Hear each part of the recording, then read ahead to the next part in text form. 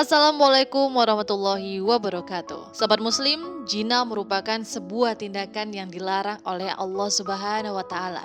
Tindakan yang termasuk dosa besar ini, apabila tetap dilaksanakan, akan mendapatkan balasan pedih dari Allah, sebagaimana yang tertulis dalam firman Allah Subhanahu wa Ta'ala. Dan orang-orang yang tidak menyembah Tuhan yang lain beserta Allah dan tidak membunuh jiwa yang diharamkan Allah atau membunuhnya kecuali dengan alasan yang benar dan tidak berzina. Barang siapa yang melakukan demikian itu, niscaya dia mendapat pembalasan dosanya, yakni akan dilipat gandakan azab untuknya pada hari kiamat, dan dia akan kekal dalam azab itu dalam keadaan terhina. Quran Surah Al-Furqan ayat 68 hingga 69. Banyak orang yang menganggap lingkungan zina hanya sebatas perbuatan yang berkaitan dengan hubungan intim yang dilakukan oleh dua orang yang bukan mahramnya. Nyatanya, lingkup zina sangatlah luas, Sobat Muslim. Hal ini dikarenakan tindakan kecil yang mampu membangkitkan nafsu syahwat dari orang yang bukan mahramnya saja sudah bisa dikategorikan sebagai zina.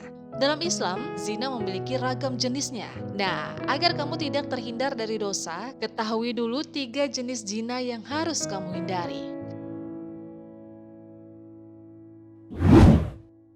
Jenis zina yang pertama ialah zina alaman. Jenis zina ini bisa terjadi hanya dengan melalui panca indera, yang mana sesuai dengan pesan yang diriwayatkan oleh hadis riwayat Muslim. Telah ditetapkan bagi anak-anak Adam yang pasti terkena.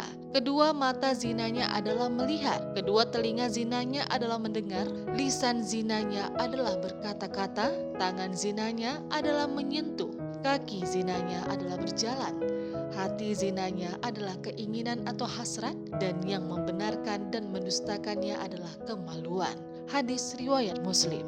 Zina alaman sendiri terbagi lagi menjadi beberapa jenis berdasarkan kategorinya. Salah satunya adalah zina ain. Zina yang dilakukan oleh mata saat seseorang memandang lawan jenisnya dengan perasaan senang atau penuh hawa nafsu.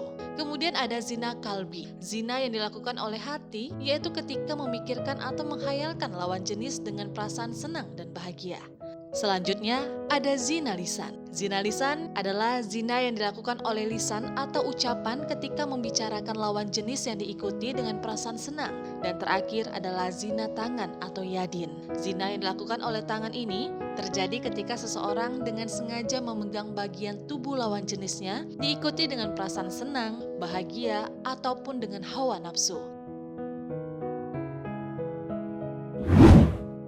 Sobat Muslim, jenis zina kedua ini adalah zina mushan. Zina ini terjadi saat seorang pasangan yang sudah menikah melakukan perselingkuhan, seperti melakukan hubungan seksual dengan orang yang bukan pasangannya.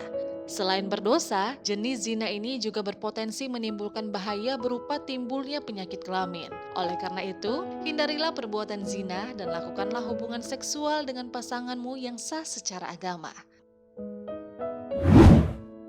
Yang terakhir adalah zina gairu muhsan. Berbeda dengan zina muhsan yang dilakukan oleh pasangan yang sah, jenis zina gairu muhsan merupakan jenis zina yang dilakukan oleh orang yang belum sah menjadi seorang pasangan suami istri.